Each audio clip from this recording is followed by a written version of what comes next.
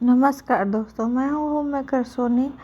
और आशा करती हूँ कि मैं तो ठीक हूँ, आप सब भी ठीक होंगे। और चल रहा है हमारे परिवार में शादी होने वाली है लड़की की, और यहाँ सब मस्ती में झूम रहे हैं। ये शादी से 2 दिन पहले का माहौल है, सॉरी 2 या 3 दिन पहले का माहौल है। और शादी हो और नाच गाना न हो तो महफिल अच्छा लगता नहीं है, माहौल अच्छा नहीं लगता है। तो यहाँ यही बच्चे बूढ़े सब मिलके अपना उत्साह में खुशियाँ मना रहे थे। तो चलिए आज मैं अपने उत्तरी बिहार की शादी के रीति रिवाजों से आप लोग को अवगत कराती हूँ। तो यहाँ सबसे पहले शुरू होता है मटकोर के दिन। ये होता है रीति रिवाज। ये कुल देवता के घर के बाहर जो चौखट के पास जो दीवार होता है, उस दीवार पर ये एक तरह का अरिपन होता है, अरिपन जिसको बोला जाता है। ये इसको बसगरी विधि बोलते हैं, यानी बांस का पेड़ रोपना। तो यहाँ दीवार पर चावल के आटे का घोल बनाकर उसे पहले पोता जाता है, और फिर हर शुभ काम में चूना से नहीं पोता जाता है, हर शुभ काम में चावल के आटे का घोल बनाकर पोता जाता है। और उस पर इस रंग बिरंगे रंग को घोलकर, अलग अलग रंगों को घोलकर यहाँ बांस का पेड़ का चित्र बनाया जाता है। उसमें फूल पत्ते सब लगाए जाते हैं।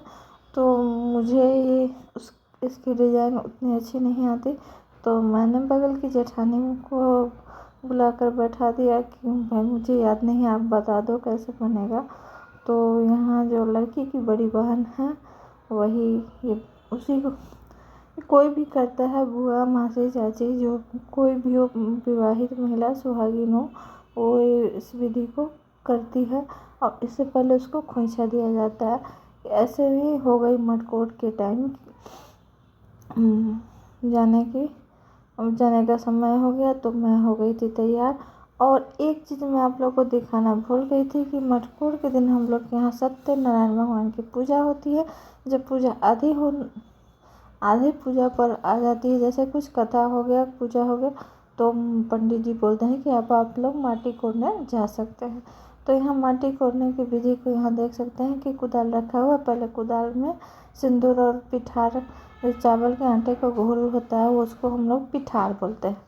तो यहाँ पहले पिठार लगाया जाता है, फिर सिंदूर लगाया जाता है, फिर उस सब माटी कोड़कर इस मिट्टी पर भी वही चावल के आटे का घोल का पिठार और सिंदूर और अंकुरित चना, अक्षत, ये सब डालकर उसको पूज कर, और फिर उस मिट्टी को उठाकर इस बांस वाले डलिया में, जिसको हम लोग के इधर चंगेरा कहते हैं, आप लोग क्या बोलते हैं ज़रूर कमेंट में बताना।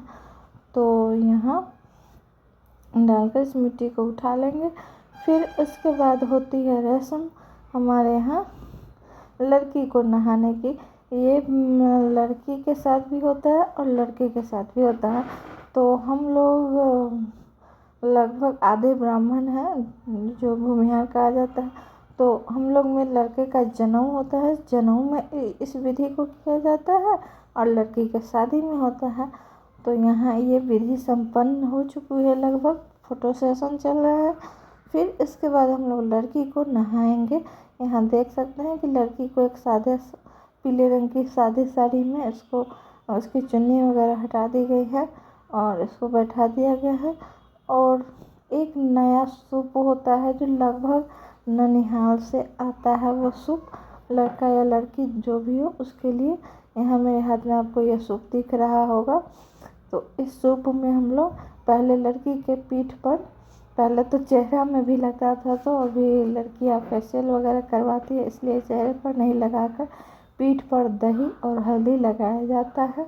और सुबह सुबह का गीत गाया जाता है। फिर इसको देख सकते हैं कि 7 सुहागिन या 5 सुहागिन जितने भी हो सके जोड़े में नहीं होती हैं, उतनी 7, 11, 9 ऐसे करके होते हैं। उसमें पानी डाल के उसको नहाती है। फिर हो गया है मटकोर का समय संपन्न।